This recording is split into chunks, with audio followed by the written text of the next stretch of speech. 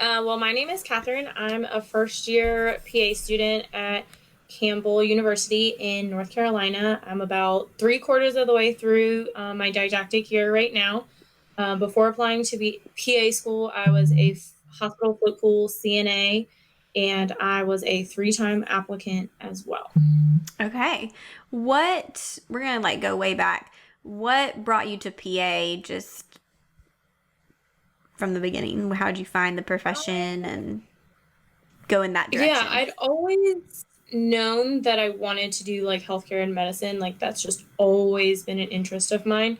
Going into college, I was definitely pre-med because I, like a lot of people, had never heard of the PA profession. And I'm not even sure how I learned about the PA profession, but I know like my freshman year of college was when I learned about it. And I felt very much, when it came to pre-med, I very much felt like it was a one track, like blinders on kind of track. And I wanted to be able to have other minors and take different classes, not just straight all science all the time courses. And so after researching PA, I realized that was going to give me a lot more, um, a broader like opportunities and the ability to do more while I was in college and a bigger scope after finishing college and when I actually got into healthcare as well. Okay, so just kind of happened upon it and then felt like it Yeah. was kind of where you wanted to end up. Yeah. Go ahead. I feel like I had a couple mentors in college. So I feel like at one point I was chatting with one of them and one of them mentioned like, hey, have you ever considered PA? And I feel like that's kind of how I first learned about it. Okay. What was your major in college? I majored in biology. I actually did a Bachelor of Arts, though, so I never took physics or organic while I was in college. And I double minored in psychology and neuroscience. Okay, cool. Um, Talk to us a little bit about what your application process looked like. I think we've had a couple other people on here. I'm trying to think back. I think Jasmine, was it Jasmine? Or somebody else had applied 3 times. But I'm always Yeah. interested to know kind of like what what you did differently between each cycle and kind of what that process looked like for you. Okay, so the first year I applied, it would have been 2016. And that was actually before CASPA looked like it currently looks. Mm-hmm. So that was when they had way fewer categories for your experiences. So they only had, I think it was PCE, HCE, volunteer, and then maybe like an other or extracurricular, like way fewer categories. So it was hard to find where to put some of those extracurricular like awards and memberships and some of those kind of more abstract things on your application. So my first year, I applied to 7 schools, and I had 2 or 3 interviews over the course of the year. So, and I got waitlisted after both. So I had 2 interviews and was waitlisted at both. So the second year, that's when CASPA expanded their experiences to look like what it looks like now. So I was able to put a lot more things on my application because there was somewhere to put it. So I was able to put all the awards I had earned throughout my career. I was able to put professional memberships on there. I was able to put a lot more of my extracurriculars, and shadowing was now a separate category. So it was more highlighted, as instead of just being listed under volunteer, it was a separate shadowing. So it gave me a lot more opportunities to put a lot more of my experiences into CASPA and really show what I could do. I also applied to a lot more schools. I applied to 11 schools my second cycle. So I knew I wanted to stay in the Southeast. I lived in North Carolina while I was applying. So I knew I wanted to stay in the Southeast, but beyond that, I was pretty flexible. So I literally started with a list of every school in the Southeast, and anything I had all the requirements for, I applied to that year. So I ended up with, I think, 4 interviews that year and I was waitlisted on at least one. So I did update. I shadowed more in between. Between my first and second is when I did the most like extra stuff. And I changed up my personal statement, did more volunteering, did more shadowing, and kept working at my job. So I had double the number of patient care hours. I'd also contacted the schools that I'd interviewed at the previous year because I did reapply to both of them to get feedback. And I think that's something everyone should do. You should try it for all the schools. Not every school is going to contact you back, but especially if you interview, like I know Campbell straight up tells you like, hey, contact us and we're happy to give you feedback. And so I did that, took that into account. The third year, I actually honed in my application and only applied to 5 schools. Because there were a couple schools that after the second cycle, like one of the programs I interviewed at the first 2 years, I realized the program was absolutely incredible, but the city where it was located, I realized it wasn't where I saw myself living for 2 years. I just wasn't going to feel at home there. So my third cycle, I beefed up my personal statement a little more. The biggest thing I did there between my second and third cycles was keep working at my job, and I did a mock interview because one of the feedbacks I got after my second interview cycle was related to interviewing. So I did a mock interview in between those two to beef up my interview skills. I was offered 2 interviews that third cycle. I ultimately turned down the second one because I'd already been accepted to Campbell and I knew that's where I wanted to go. So over the course of the 3, one of the pieces of feedback that I got that I actually chose not to follow was to retake courses, because while I knew it would fix that individual grade maybe for a course, it wasn't going to change my overall GPA, and I was just going to be out money trying to work that around a hospital schedule because they were going to be lab courses. So I decided to focus my energy on my HCE or my PCE and other aspects of my application instead of those extra courses.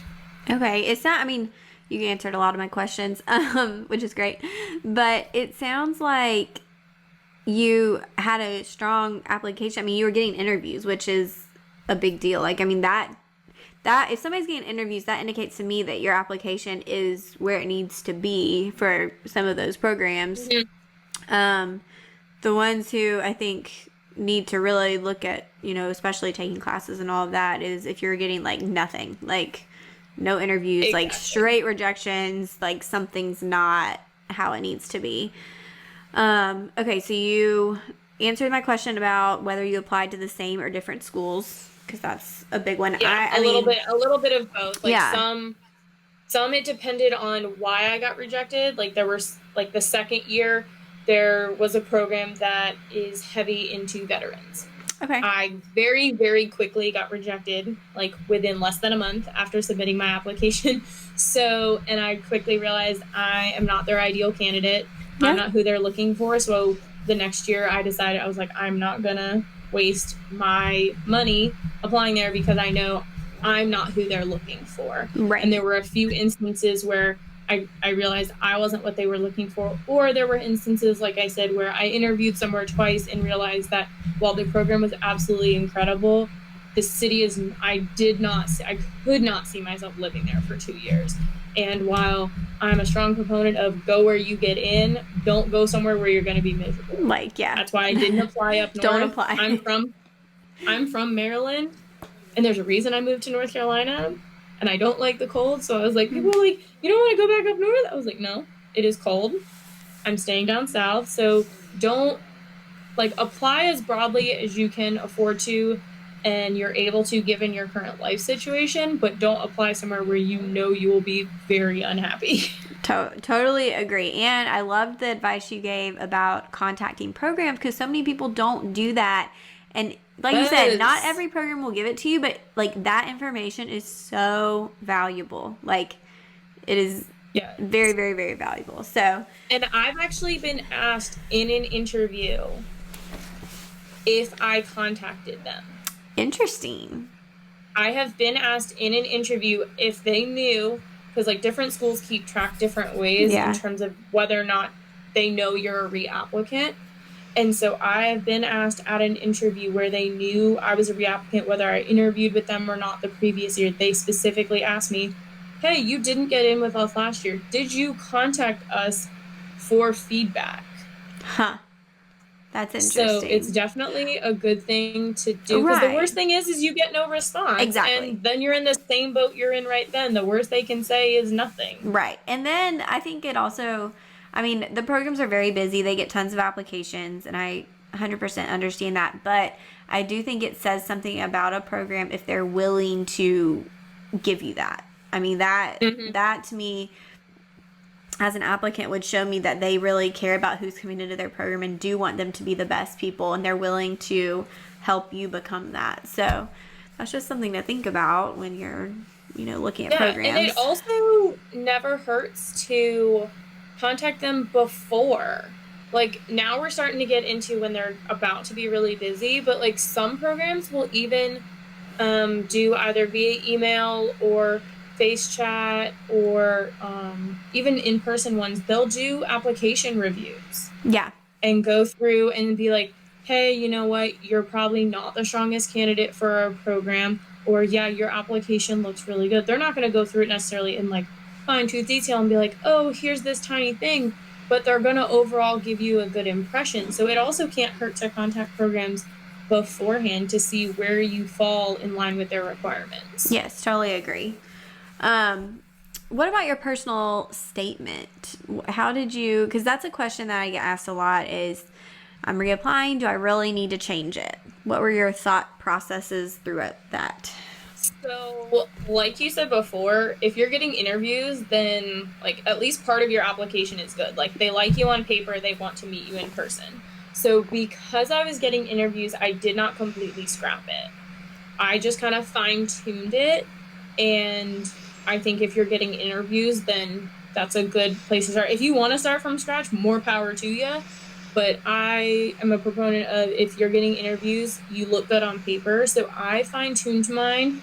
And the biggest change I made was adding what I did, how I took that rejection, how I reacted to it, how it changed or like affected my desire to be a PA and go to PA school, and then what I did in the year since. Because if you don't get in, because there are a lot of schools that really like reapplicants, but they Mm-hmm. want to see that you used your time wisely, not that you were just like sitting around for an extra year. They want to see how you've used your time wisely. So that's what I did. I think, however, if you're not getting interviews, maybe you need to start closer to completely starting over. Yeah.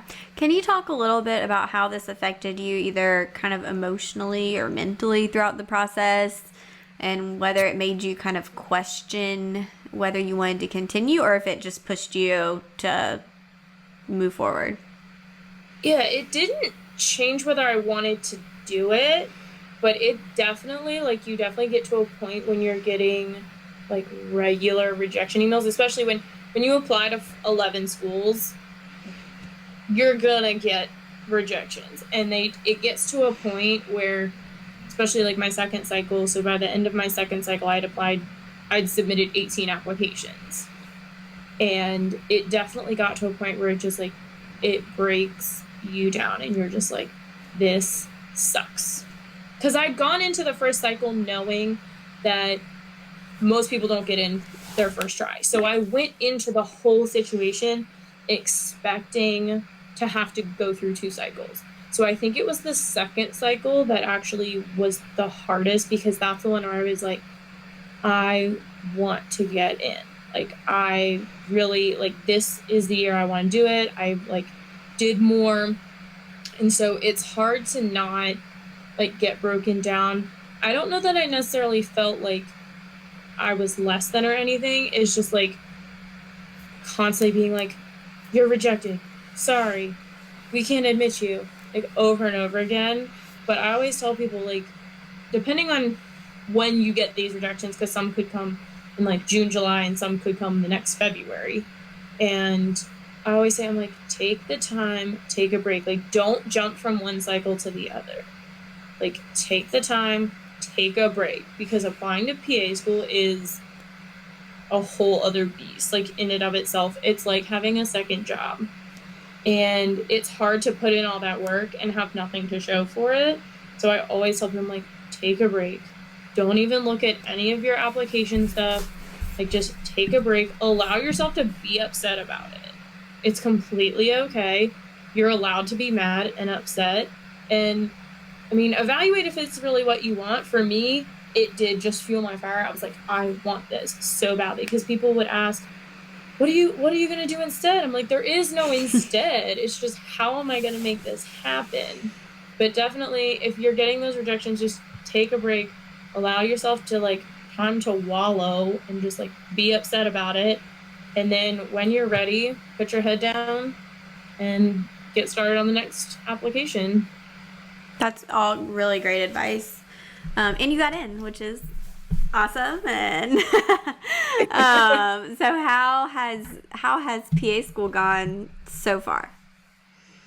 So far, so good. Like, I was, and I see a lot of people who worry about being further out from undergrad. Like, obviously, my like gap year ended up being a lot longer than I thought, but it was always going to be multiple years for me. Like, I finished undergrad in 2013. So it was always going to be at least 4 years before I went to PA school, and it ended up being 6. And I am far from the youngest person in my class, and I haven't had a problem. So, like, obviously, there's a lot of material, but I have found that it's not really the quality of the material. It's not what you're learning that's hard. It's quantity. Mm-hmm. Like, you're taking in undergrad, for example, you learn A&P in probably about 28-ish weeks, usually 2 semesters. We learned it in 10 to 12. So you're just cramming everything into a shorter amount of time. So I think that's what is the biggest difference. And people are like, well, how is it different than undergrad? I'm like, you can't even compare it, because it's not even like apples to oranges. Yeah. It's like apples to pancakes. It's really hard. It's completely random. But once you kind of find your groove and find what works for you, it's manageable. And at least for my program, like, I can say the faculty want you to succeed. Like, they're not out there to make you fail. So they're going to do what's necessary to help you out. And at least at Campbell, the way we're taught is via an integrated curriculum. So we always have one class that's separate from the rest, but the other 3, our clinical medicine course, our skills course, and our pharmacy course, all 3 of those go together. So whatever we're learning in those courses goes together. So if we're learning endocrine, we're learning endocrine in all those 3. So you're learning how to diagnose, identify, and treat the same diseases all at the same time. So it's more of a practical way of learning. You're not just learning random facts like you would in undergrad, which if you were taking 4 courses, none of it related to each other. Whereas in PA school, at least for us, everything relates, which I think makes it easier to learn. Yeah, no, I agree. And it's just a lot of material, and it's just different. Yeah, there's hard, no comparing. Can't explain it. How have they adjusted to all of the COVID-19 stuff for your class? So our faculty has actually been really amazing. I mean, they're amazing on a day-to-day basis, but they've been super awesome in just communicating with us. Like, all of us are kind of taking it day by day, week by week, to figure out new techniques of learning. Like, what new platforms can we learn to get those like hands-on experiences? But in terms of lectures, we have a mix of live lectures, pre-recorded lectures, and then live interactive activities via, we use Blackboard's like video chatting system. And so the live lectures, luckily for the most part, we usually have 1 or 2 live required activities a week, but otherwise the live lectures, we have the option of watching them live or watching them after the fact. So we're able to do stuff on our own schedule, and some are pre-recorded, particularly if they're taught by guest lecturers. And then we usually have some like live Q&As, so we're able to, for each of the courses, whatever faculty is in charge of it will come on and just for like an hour, just answer any questions people have. We still do some of our group activities, and they've been really great with communication. So like we get an update every day, just with like generic housekeeping, what's coming up on the schedule, what might have changed from what we were previously told. So, and that's the thing, because every program across the country is like, everyone's just figuring this out, because this is a whole new territory.